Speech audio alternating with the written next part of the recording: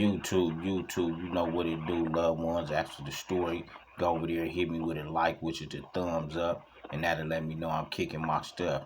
Right here, we got On the Edge with BJ, APB, and shit, man, he gonna serve as one of them OG good war stories that the last viewer was asking about. But before he jump into that, I want to advertise a few cups that I want to like try to give away until the homie BJ gets some going, and then we're gonna bless a few viewers with a few of his. But right now, this is some of the things that we're gonna try to push out on the strength to a few of the viewers, man. The G shit cups, homie. So we got like this style. We got this style right here, the red with the blue G shit, and we got the gray with the red G shit, and maybe another couple of colors or two, but just something we just want to bless a few viewers with, for just, you know, supporting and keeping up with us, man. So now I'm gonna pass the mic to the G homeboy and let him do his thing and see what he gonna serve us with. I'm on the edge right now, so go ahead, G. Alright, you know, the last time we was on here, a couple of people have requested some stories. Keep in mind, before I tell these stories, I don't want nobody to take offense to them, because sometimes people got to understand we don't tell stories because some murders is unsolved and people hadn't been convicted. And not only that, I'm not going to tell nobody else's story. I'm only going to tell my own story because I was there, and the people that I mentioned was there, and they know what happened. This story that pertains right here is going to be titled, "You Win Some and You Lose Some. In the end, you never could win them all." This story takes place in CYA Ventura, 1991, June 26th. It was a situation where a homie Midget from Swans and Lorenzo from Fruitown, Peru had just pulled up to Ventura, and they were sent to Miramar Cottage. Take that back. They were sent to Mariloma. At the time, Mariloma was a Crip cottage. It was only about 4 of the Bloodz over there before they came. And when they came over there, the night they came, a riot had happened. And when the riot happened, they shut the institution down for about a week and then let us out without us even knowing what happened. All we knew was some new Bloodz that came and the riot kicked off. So on this particular day, me and a Crip named Gumby from A7 Kitchen, we used to work in this class called housekeeping. The housekeeping class was where you go around to other classrooms and learn how to clean the classrooms like you in the motel, like how we used to clean up a motel room or a hotel room. Anyway, we went to this classroom called A2. The teacher name was Mrs. Rhodes. When we walked into Mrs. Rhodes' class, there was a Crip in there by the name of Baby Huey from Marvin Gangsta Crip. Now, anybody that know Baby Huey, which I'm sure somebody out there knowing, Baby Huey, he's no little dude. He's like about 6'8". At that time, he might be taller now because we was kids. But he was like 6'7", 6'8" at the time, or I'm gonna say he weighed about 240 because he was kind of skinny. But you know, when you're that tall, you be big, but you be small at the same time. But anyway, we walked into the classroom. As we started cleaning up, Gumby had asked him what happened on their cottage. And Baby Huey stated, cuz, you know, ain't nothing too much that we couldn't handle. It's just the slobs over there got out of line, so we had to take care of them. You know, had to put them in their place. And at the time, I was talking to the homie Fats from Village Sound, Peru. And when I overheard the conversation take place and he mentioned the word slobs, I turned to him and asked him, hey, homie, what you say? He was like, you heard me, cuz. What I said, you slob niggas got out of hand. So when he said that, I turned to him, disrespected him back, and he jumped up. We squared off, and we commenced to tear the classroom up. Now, at the time, I was only about 5'9", 5'10", so it was kind of hard for me to hit him in the face. So the first thing I did was get up at him and maneuver on his body. As I maneuvered on his body, he made the mistake of leaning down to try to hit me. And when he leaned down to try to hit me, I caught him with an uppercut, set him on top of the table of Mrs. Rhodes' table. Miss Rhodes ran out the classroom hollering and screaming for help. As the security guards was coming, the rest of the class just sat and watched.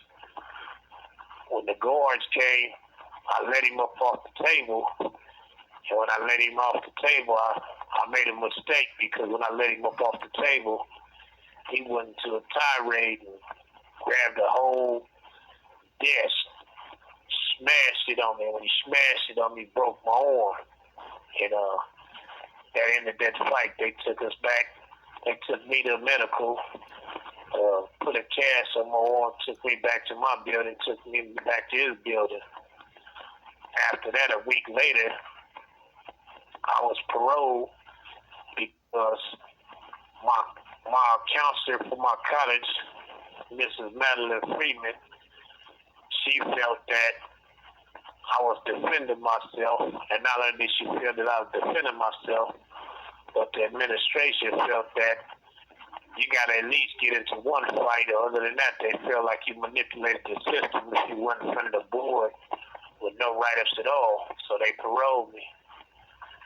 After I got out on parole, I started running the streets with one of my homegirls by the name of Lil Tippy from Six Dudes Brim, based on she was in Ventura with me. We had already made plans to kick it. So we got to running amok on the streets, and before long, when the summer was over in 91, I was back in the county jail in November of 1991. Matter of fact, the exact date was November 3rd, 1991. I went to jail for a series of robberies that was committed.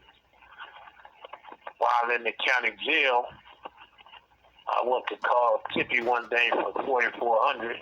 4400 was a little place that, a little like module where they used to take all the Bloodz and put them in there and classify them, and then they would send you to the blood module or send you back to the main line, which was, for us, it was 2800. So while at 4400, I ended up calling Tippy's house and found out that the reason I couldn't reach her was because she had been killed. At the time, we was told that she was killed by some Crips. So after getting off the phone, I relayed the message to all the Bloodz in the holding tank that Tippy had been killed.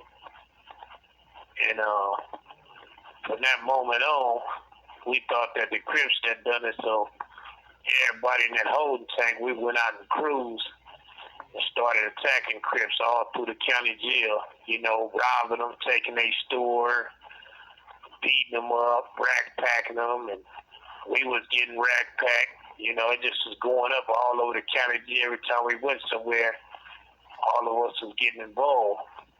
So on this one particular day,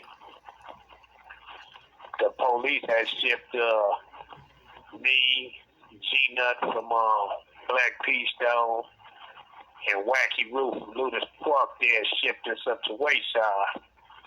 A few days later, we was catching the bus back down from Wayside to go down to LA County Jail to go to court.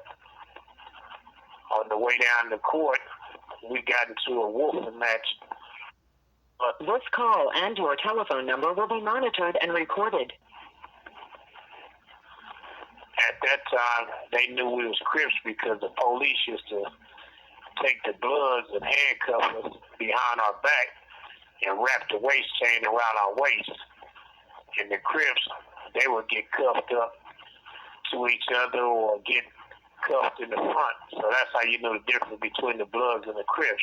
So when we got on the bus, everybody already knew we was Bloodz, and they had put us inside these little cages that they have on the bus, like we needed protection. So we getting into these whooping matches with the Crips. They coming past on the way off the bus, spitting on us and stuff, spitting loogies all in our face and hair. So we got off the bus. We made up our mind. There's too many of them. First chance we get, we gonna rush you in the last in line. It just so happened when the police unhandcuffed us, they sent us to Tank 7. And when they put us in Tank 7, there was 2 Crips already in there. They was from Backstreet. They had just went to the store, I guess from Wayside, and they was up in there counting their store. As soon as we walked in, we wanted to make sure that no other Crips get involved or get too deep in that holding tank. So as soon as we got up in there, we made the decision, since it's 3-2, let's go and get this over with. So since G-Nut and Wacky Roo was the same size as the 2 Crips, G-Nut called them out for a fade. So G-Nut started fighting one and Wacky Roo started fighting the other. I get Scarlett and Dolphin one and knock him out. Then I help G-Nut and Wacky Roo, we jump on the other one and we took their stove. When the police came, they didn't tell the police that we took their stove. They just was in there licking their wounds, and the police let us out, and we walked off. The police realized something was wrong when they seen that the dudes had scars on them and black eyes, so the police did them a favor by getting us back. So what the police did was they took us and separated us. They took me and put me in this little bitty room. I don't even really know what a room is, but they put me in there and chained me to the floor. They used to have these chains coming out next to a bench. They chained me to the floor, and I sat on the bench, and they closed the door and then closed the flap where you can't see what's going on. Next thing you know, I hear the homie G-Nut out there hollering. I hollered through the door like, what's going on out there, bro? He like, man, the police set me up, man. These niggas out here rushing me. So I hear him out there getting rushed, but I can't do nothing. Wacky Roo, I didn't even see him no more. So next thing you know, the police come and get me up to 9300. I get up to 9300. They put me in the tank by myself. Now anybody know 9300 is just a big day room. It's about at least 250 people in there. So when I get up in there, you have 60 seconds remaining. Now, hold that thought. I'll be right back. Got you. Yeah, man. Shit, man. On the edge with BJ, man. APB, man. Never know where he gonna send us, man. That shit got real interesting, man. You know what I'm saying? That G shit, not that Ye shit, man. I love them historical stories, man. When you hear about the homies with the rips, the combativeness, homie. That's all G shit, homie, on everything, homie. On everything, homie. Solid content, homie. We be back with part 2, homie.